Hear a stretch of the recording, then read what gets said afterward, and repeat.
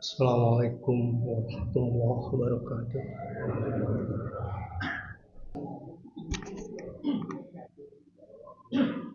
Alhamdulillah, alhamdulillahilladzi arsala bil huda wa dinil haq rasulahu dinil haq liyudhhirahu ala dini kullihi walau kana musyrikun.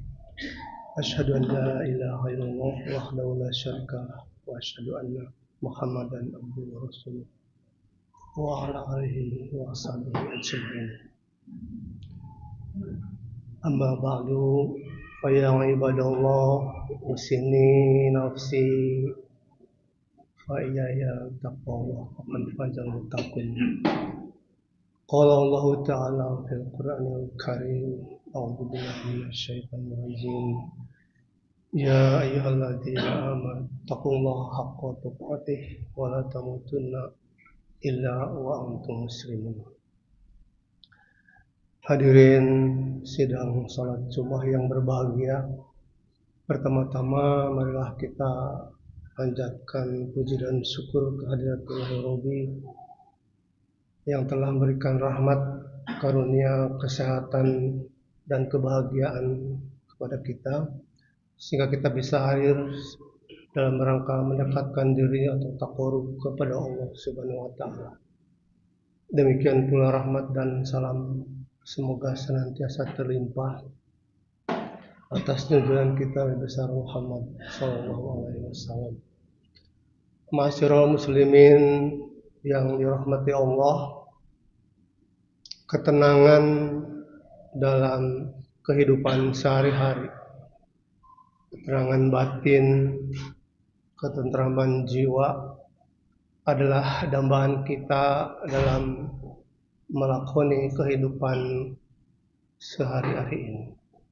Dengan ketenangan dan ketentraman ini, maka banyak sekali hal-hal yang kita lalui bisa kita selesaikan dengan baik. Seringkali kita menghadapi kecemasan, menghadapi kekhawatiran atau stres yang berlebihan karena kita seringkali tidak mampu memprediksi apa yang akan terjadi hari esok dan di hari-hari yang akan datang. Tetapi dengan bekal ketenangan jiwa, ketentraman batin, kita jalani apa yang harus kita kerjakan di saat-saat yang akan datang itu, maka insya Allah kita akan bisa melewati berbagai permasalahan yang kita hadapi. Hadirin yang berbahagia, ketenangan batin atau ketentraman jiwa adalah sesuatu yang dapat kita upayakan melalui berbagai upaya, melalui berbagai ikhtiar. Di antara ikhtiar yang bisa kita lakukan di antaranya adalah dengan zikrullah, zikir atau mengingat Allah. Zikrullah adalah salah satu usaha yang kita lakukan dengan mengingat Allah, keesaan Allah dengan segala kekuasaan yang dimiliki oleh Allah Subhanahu wa taala. Kita bisa melakukan segala sesuatu atas izinnya, atas kemampuan dan kekuasaan yang Allah miliki. Tak ada yang lepas dari pantauan Allah Subhanahu wa taala apa yang terjadi di muka bumi ini.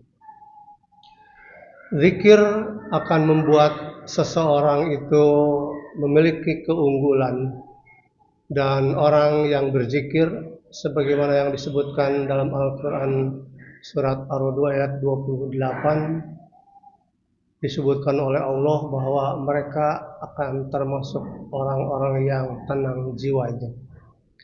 Ala bidzikrillah tatmainnul qulub, bahwa katanya dengan berzikir, ingatlah dengan berzikir kepada Allah, maka hatimu akan menjadi tenang atau menjadi tentram. Ini artinya kita diharapkan banyak berzikir, banyak mengingat Allah, banyak berdoa, banyak melakukan amal saleh agar kita mampu mengenal, mengingat bagaimana kekuasaan Allah baik apa yang dituliskan dalam Alkitab, Al-Quran, maupun bukti-bukti konkret yang ada di sekeliling kita yang menjadi bukti hadirnya atau eksisnya kekuasaan Allah dan Zat Rabbul Izzati itu. Dan Allah Subhanahu wa taala juga mengatakan bahwa barang siapa yang bertakwa, orang-orang yang bertakwa adalah orang-orang yang diantaranya melakukan amal saleh dan berzikir tadi. Itu orang-orang yang akan diberikan pintu keluar. Jadi Allah mengatakan bahwa yaj'allahu makhraja. Siapa itu yang yaj'allahu makhraja? Allah mengawalinya dengan kata mayyattaqillaha, bahwa barang siapa yang bertakwa kepada Allah maka akan yaj'al. Ja'ala mengandung arti datang, mendatangkan. Di sini yaj'allahu mendatangkan, didatangkan atau dibukakan. Jadi yaj'allahu lahu pada dia, apa yang pada dia dibukakan, makhraja yaitu pintu. Jadi orang-orang yang melakukan amal saleh, yang melaksanakan apa yang diperintahkan Allah dan menjauhi apa yang dilarangnya, yang terrangkum dalam istilah takwa itu adalah orang-orang yang kelak akan dibukakan pintu keluar, jalan keluar dari berbagai permasalahannya. Bahkan ditambahkan di situ warzuqhu min haitsu la yahtasib. Ini mengandung makna bahwa Allah akan menganugerahkan rizki dari arah yang tidak diduga-duga. Kalau dilihat dari kata la yahtasib, hasaba, hisab, berhitung, maka ini sebetulnya mengandung makna bahwa kita bisa saja memperoleh rizki itu secara tidak terduga dan itu tidak sempat kita perhitungkan. Artinya menurut perhitungan kita biasanya atau mungkin ini tidak akan menjadi rizki bagi kita, atau kita tidak akan mendapatkan uang dari cara atau dari arah seperti itu. Dan biasanya diterjemahkan dengan umum yang lebih global dari arah yang tidak diduga-duga. Dan ini seringkali kita mendapatkan tiba-tiba rizki memang betul terjadi, dan itu bagi orang yang melakukan ketakwaan kepada Allah SWT. Janji Allah yang tidak akan pernah diingkari. Hadirin sekalian, rahmat iman yang berbahagia, ikhwat iman yang berbahagia, beberapa upaya yang lain yang kita lakukan itu adalah untuk memiliki ketenangan dan ketentraman jiwa itu adalah dengan menambah ilmu, menambah pengetahuan, menambah pengalaman, dan menambah keterampilan. Banyak hal yang terjadi hari ini dan mungkin di saat-saat yang akan datang yang akan menjadi tantangan bagi kita bila kita selalu tetap pada kemampuan dan pengetahuan yang ada yang sekarang ini terbatas kita miliki. Banyak sekali tuntutan yang membuat kita harus berpikir, berjuang, bertindak, mencari pengalaman, menambah pengetahuan, dan memiliki keterampilan yang lebih tinggi lagi untuk bisa menghadapi berbagai masalah yang ada di depan mata kita. Dan kita tidak akan tenang, kita tidak akan tentram apabila hal itu tidak kita lakukan. Sebagai contoh, seorang ojek di pangkalan yang tidak mau berubah, tidak mau belajar bagaimana ngutak-ngatik di HP misalnya program atau aplikasi, maka dia kehilangan pekerjaan, dia kehilangan uang yang biasa dia peroleh pada saat dia mangkal di tempat mangkalnya itu, karena orang lain yang sudah mengetahui teknologi digital akan mengambil konsumen, mengambil penumpang yang barangkali lewat di depan dia. Karena dia tidak mau berpikir, dia tidak mau mencoba mencari pengalaman yang baru, dia tidak mau mencoba memahami teknologi yang sekarang sudah tidak bisa ditolak lagi. Teknologinya akan terus berkembang dan tidak akan pernah bisa menghentikannya. Dan justru kita yang harus bisa mengikuti teknologi itu agar teknologi itu dengan berbagai hal-hal negatifnya juga bisa mendatangkan manfaat kepada kita. Dengan begitu, maka kita bisa mengatasi masalah yang terkait teknologi seperti tadi, dan itu akan mendatangkan ketenangan dan ketentraman. Dengan mampu membuka aplikasi, memperoleh konsumen dengan lebih mudah, penumpang dirasa juga lebih mudah, dan itu memberikan ketenangan dan ketentraman bagi kita semua. Dulu kita melihat bahwa pada saat orang mau masuk jalan tol, antri panjang ke belakang pada waktu kita sampai ke gerbang tol karena kita harus menunggu uang kembalian. Kita bayar uang tol, masih teringat ada petugas di situ di loket yang mengetahui di layar komputer berapa uang, dari mana kita berangkat sampai di gerbang itu dan berapa yang harus kita bayar, dan uang yang diserahkan berapa ribu misalnya, kemudian berapa uang kembalian yang harus diserahkan, dan itu ternyata membutuhkan banyak waktu. Seiring dengan banyaknya pengguna kendaraan di jalan tol itu, maka semakin numpuklah di gerbang itu orang-orang yang mengantri akan membayar.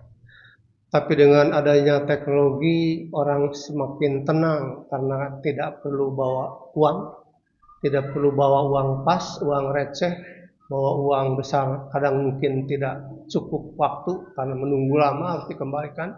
Tidak selamanya juga ada uang kembalian. Dengan begitu maka kita bisa menjadi tenang dan lebih tentram.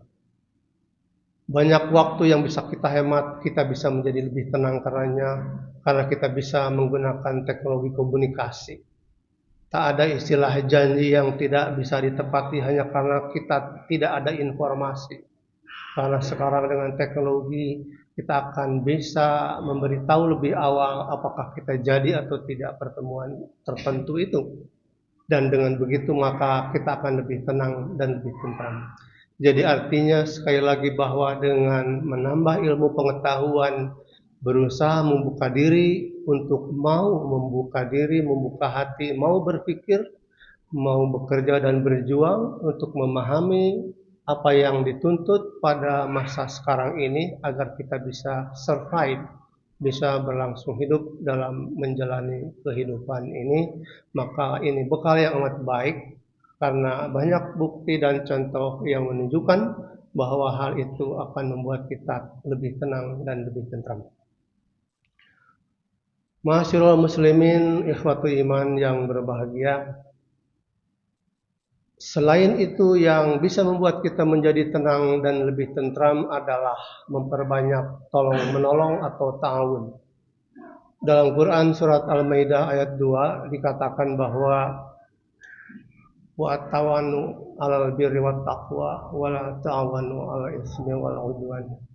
Dan tolong menolonglah engkau dalam amal saleh dan kebajikan, dan janganlah engkau tolong menolong dalam laku dosa dan permusuhan.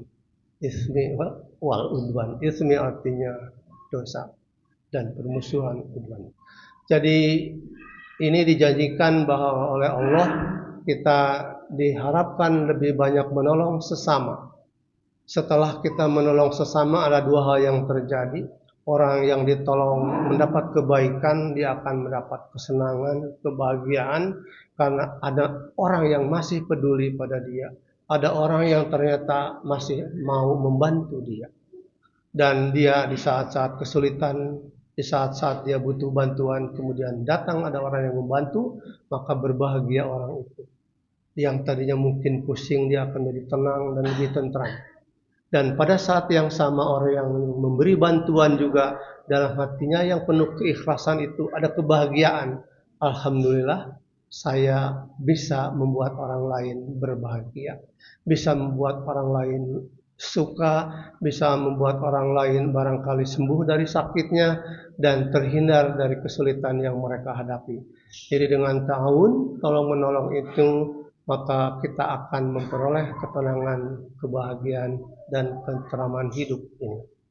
Yang terakhir, dari apa yang kita simak tadi, sebetulnya kita bisa melihat juga bahwa ketenangan dan kedamaian dalam berpikir dalam hidup ini bisa dilakukan, yaitu dengan cara berserah diri kepada Allah Subhanahu wa taala. Tawakkaltu ilallah, bertawakal kepada Allah Subhanahu wa taala. Kita sudah berikhtiar, kita mencoba berpikir melakukan apa yang bisa kita kerjakan, berikhtiar, berusaha. Tetapi setelah berusaha hasilnya silakan. Allah lah yang akan membantu kita. Maka kita di situ bertawakal ilallah kepada Allah, menyerahkan apa yang sudah kita lakukan karena sesungguhnya Allah lah yang kuasa dan maha tahu atas segala sesuatu. Innahu ala kulli syai'in qadir. Mudah-mudahan hadirin sekalian kita memperoleh ketenangan dan ketentraman jiwa dalam hidup dan kehidupan ini. Barakallahu lakum fil Qur'an wa nafa'ani wa iyyakum bima fihi minal ayati wal dzikril hakim wa taqabbala minni wa minkum tilawatahu innahu huwas samiul alim. Allahumma